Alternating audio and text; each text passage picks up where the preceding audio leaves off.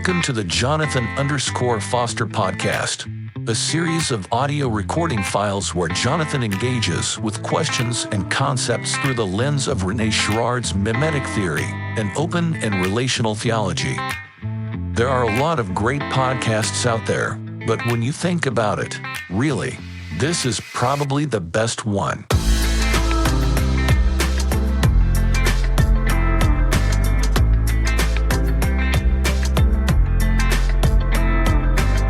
It's season 5, and our theme is frequently asked questions. If you like the show, leave a review, and most importantly, sign up for Jonathan's newsletter at jonathanfosteronline.com. All right, welcome to season 5, everybody. I got a friend who, in his first season, he did something like 243 episodes. I'm like, good grief. Do you do anything else besides podcast? 243. My attention span would be so gone. I'm more of like a 10 episode per season kind of a guy. Anyhow, well, his show is really good, so maybe that's the thing. Maybe you're supposed to do that many before it can get good. All right. Anyhow, it is season number 5, F.A.Q. We're calling it Frequently Asked Questions. Frequently asked questions. Okay. Thank you, Clint. Hey, do you ever use anything besides your radio voice? No, not really. Okay. I'm imagining you at the grocery store. Let's say you call home. Do you say something like, let me just hear you say, I'm at the store. Hey, do we need any milk? I'm at the store. Do we need any milk? Okay, so now we know. Gosh, I feel bad for your partner. That's all right. Hey, actually, why don't you run to the store right now while we're talking about it? I've got to do the show. I'll catch up with you later. Yeah, so this is a season of FAQs, frequently asked questions. And let me just tell you a little bit about how this came to be. Not that questions are hard to come by these days, but a few weeks ago, I posted something on Facebook like, hey, what do younger people want to hear about? What do younger people have questions about? If you were listening to a podcast, I assume they had listened to my podcast, but it's possible. Some people haven't. So if you were listening to a podcast, what kind of questions would you like me to wrestle with, or people like me to wrestle with? And so as you can imagine, I got all kinds of responses. I got a bevy of responses that came back. Many of them were things that I kind of expected. Some of them were surprising. And then in addition to that, I sent a text to a group of friends who are in college, because I know young people, they're not on Facebook, and I don't even blame them. So they're not on there. They didn't hear when I asked the question. And so I got some good stuff back from them too. And so here's what I did. I took all these questions and I began to work through them. And there were tons of questions. I can't remember. I think there were like 80 or 90 maybe. I'll have to count them up and let you know. There were questions around deconstruction. Things like, I've been deconstructing, but now what do I do? Questions around parenting. A lot of questions like this. And I know a lot of you young parents are like this. Essentially, the questions were, how do I, teach my child about Jesus without exposing them to the toxicity of the church?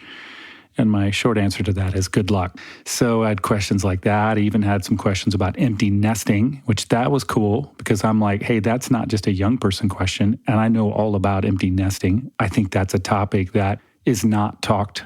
It's a transition that isn't talked a lot about. So I may talk some about that. I got a lot of questions that revolve around meaning making. A lot of young people asking about, how to make meaning and, my meaning making system. They didn't use that phrase, but basically the way they've been making meaning through church has been deconstructed, has been disassembled. So essentially, now what? Who am I supposed to be? What should I care about and why? How do I find meaning? So I got a lot of those kinds of questions. I got questions about morality and why the church thinks that it is the arbiter of morality. Questions about, I thought this one is super interesting, individual sin versus collective sin. Questions about, tons of questions about the church, like what is the purpose of the church? How did we get here? Where do we go from here? Where do we go now?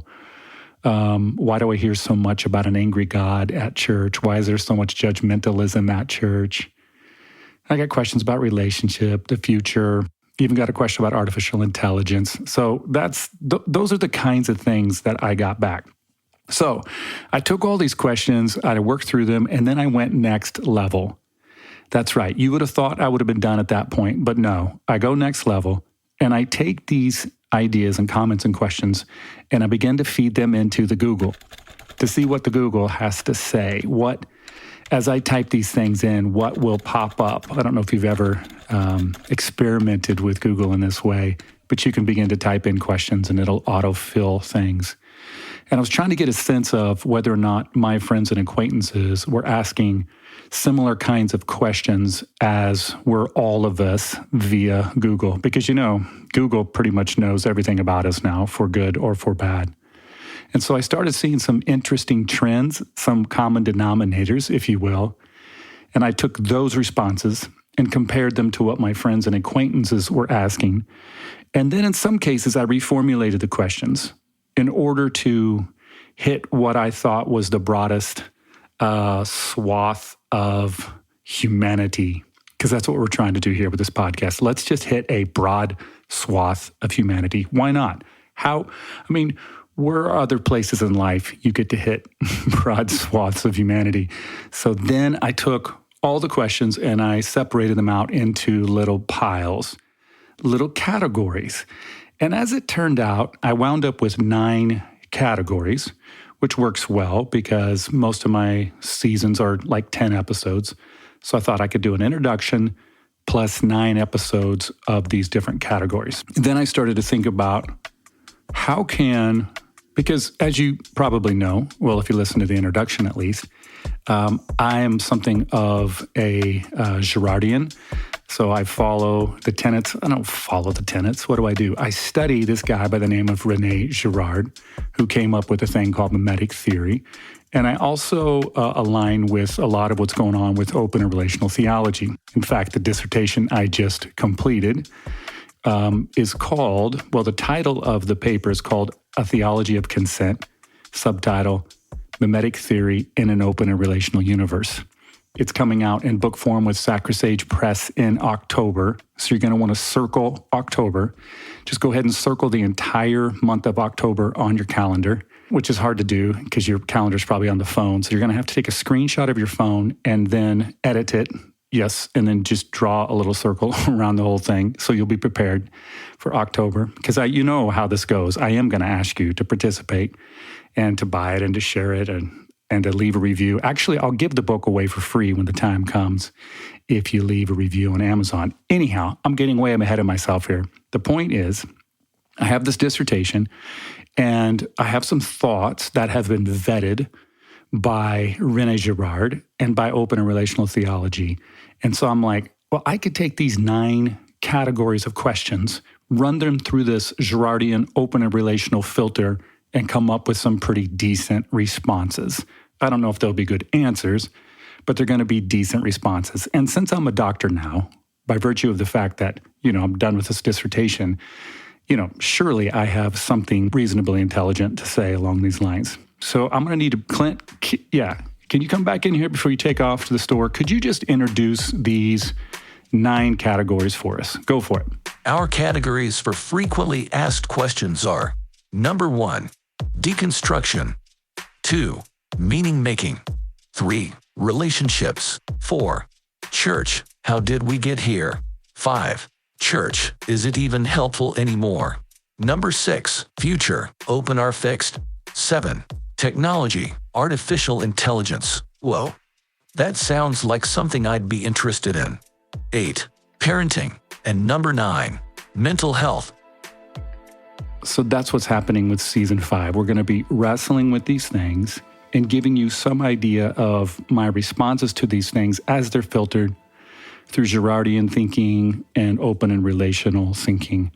And if you're not familiar with open and relational theology, you could go back and listen to a couple of the episodes. I've interviewed my friend, Dr. Thomas J. Ord.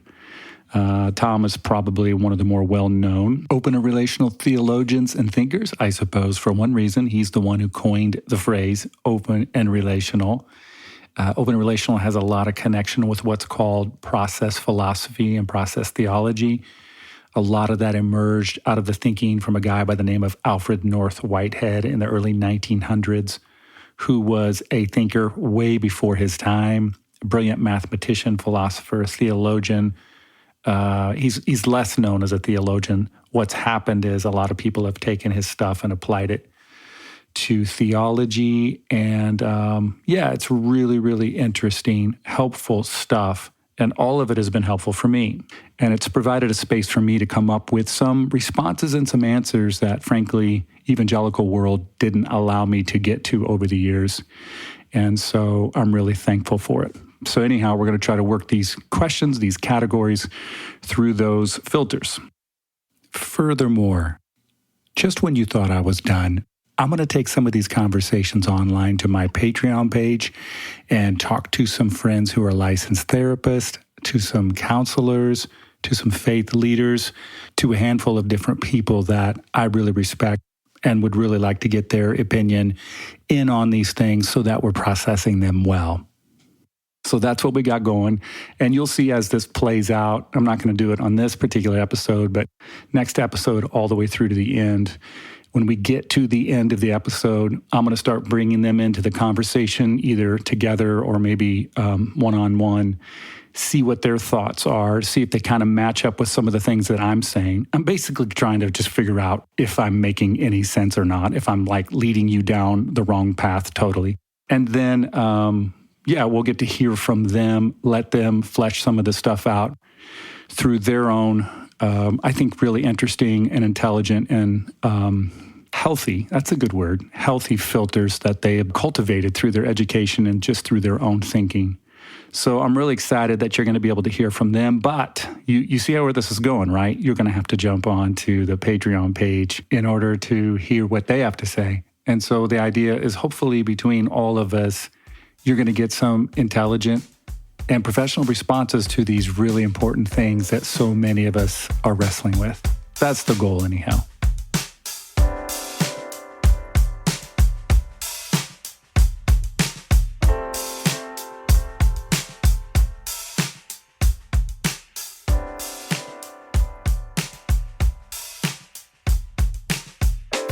All right, so for the remainder of our time together on this episode, I kind of want to set the stage because I think your copious amounts of questions about meaning making might be important to address right up front. And as we'll do it, I'll try to use it as a springboard into lots of these other topics. So though my dissertation, Theology of Consent, isn't about meaning making specifically, I think the inharmonics, I might say the echoes, the tributaries that run through meaning-making discourse also run through the work.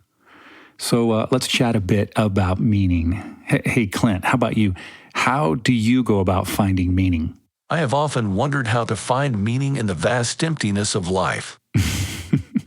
Well, maybe this will help you. Well, I'll be the judge of that. Yes. Of course, you will be the judge of that. And all the listeners will be the judge of that.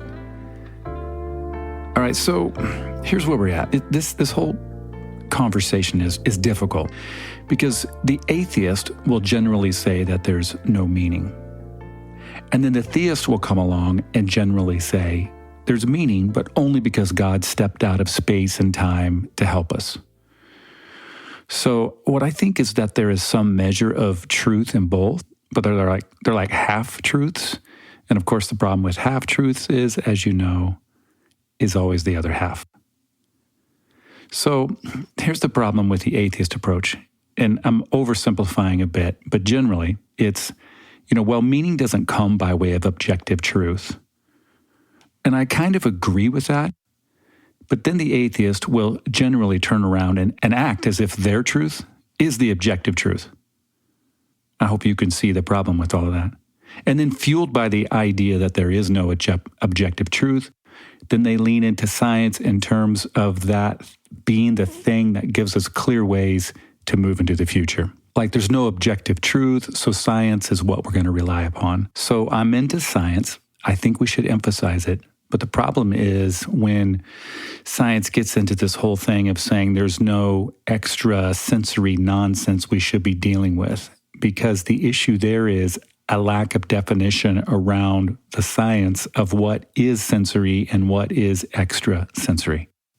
So when someone says, well, obviously it's about the 5 senses, touch, taste, smell, see, hear, you can say, did I say all 5? Touch, taste, smell, see, hear? Yeah, I think so.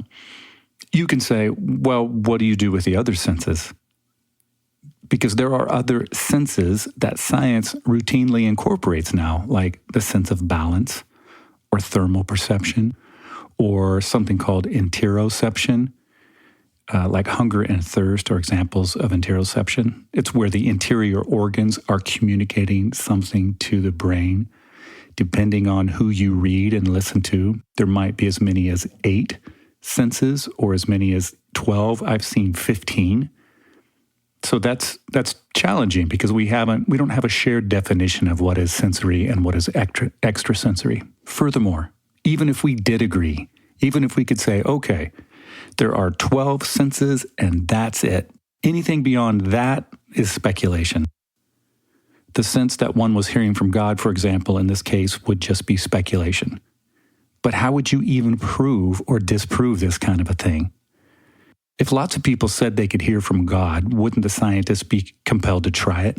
Wouldn't the scientist enter into prayer, for example, for like 90 days to see if it yielded any results, to gain lived empirical data?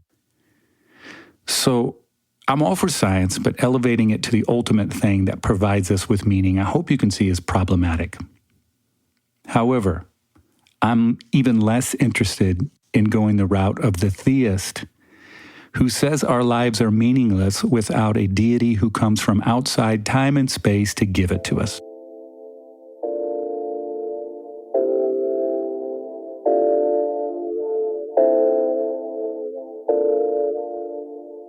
First of all, nothing comes from outside time and space. What the nature of reality is telling us is that everything is in relationship. And science has been telling this to us for quite some time, that energy isn't just in one fundamental building block. The energy is in the relationship between different building blocks. It's true at a molecular level. It's true at a macro level. When you think about space, it seems invisible, like that there's nothing there. But what we're finding out is that space is actually interconnected fields or waves of energy. Magnetic resonance, gravitational fields, quantum fluctuations, etc. Nothing is separate from anything else. And then, of course, if one takes the Bible seriously, one has to realize that for the divine to truly interact with creation, there must be a reciprocal relationship. If God truly responds to creation, she must be in relationship. Many people don't realize that traditional classic theism doesn't believe this.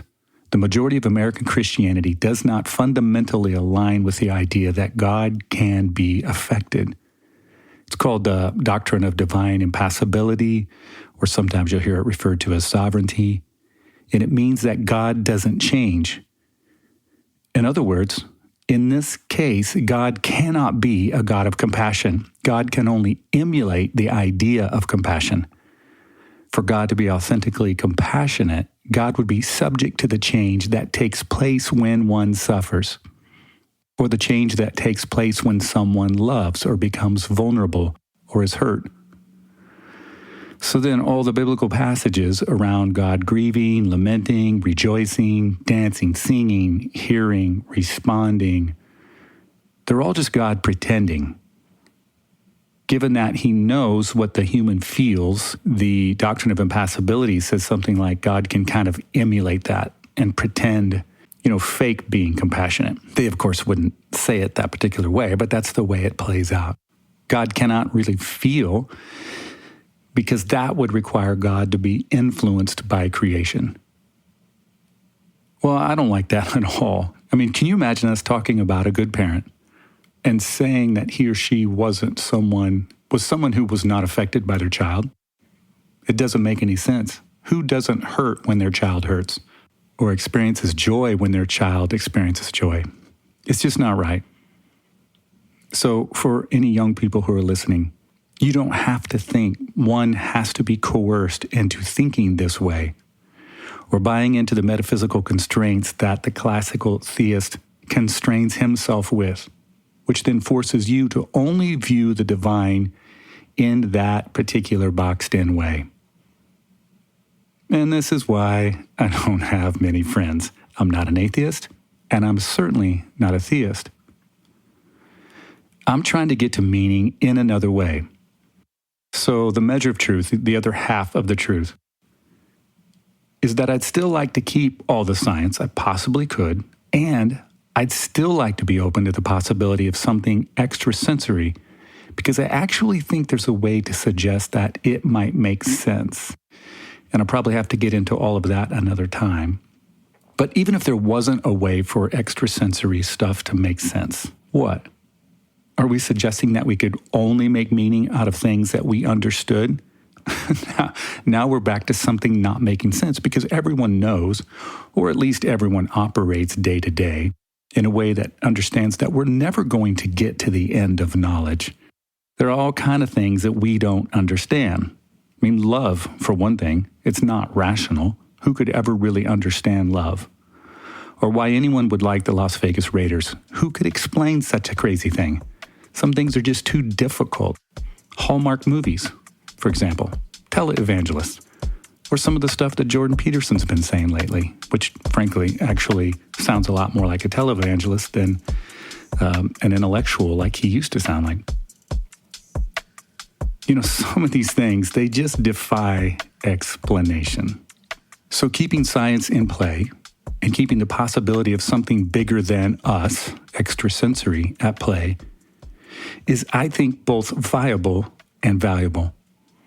And open and relational theology has helped me do just that. It's helped me be realistic about these things.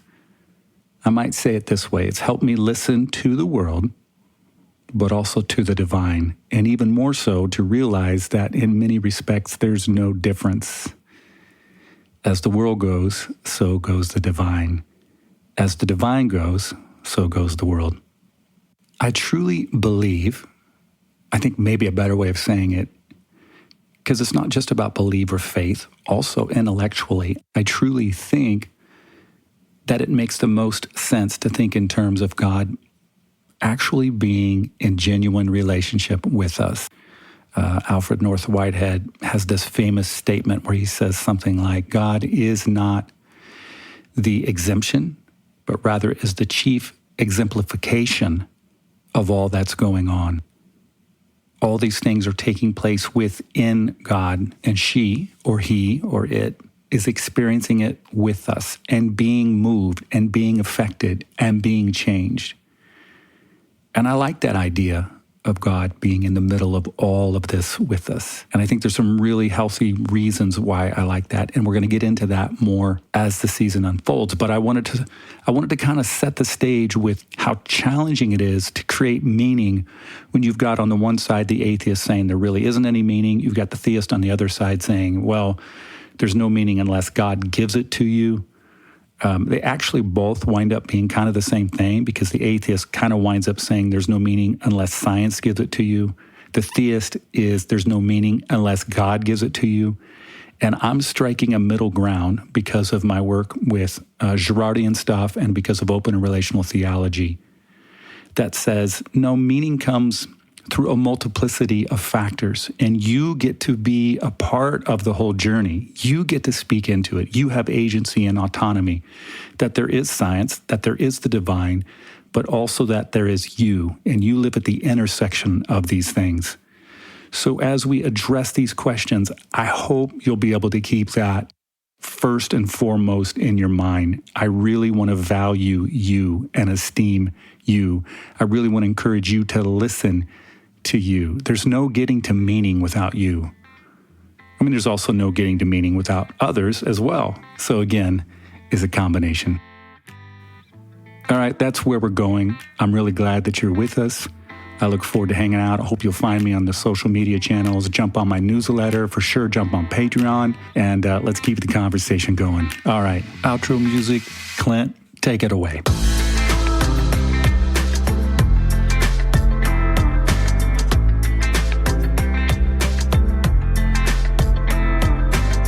Thanks for being a part of the podcast. Jump onto Patreon to get access to Dr. J's writing, in-depth interviews with some of his therapist friends, and, most importantly, his unbelievably funny cartoon sketches. All of that kind of stuff can be found at patreon.com/Jonathan_Foster. Check it out. No, really, go do it now.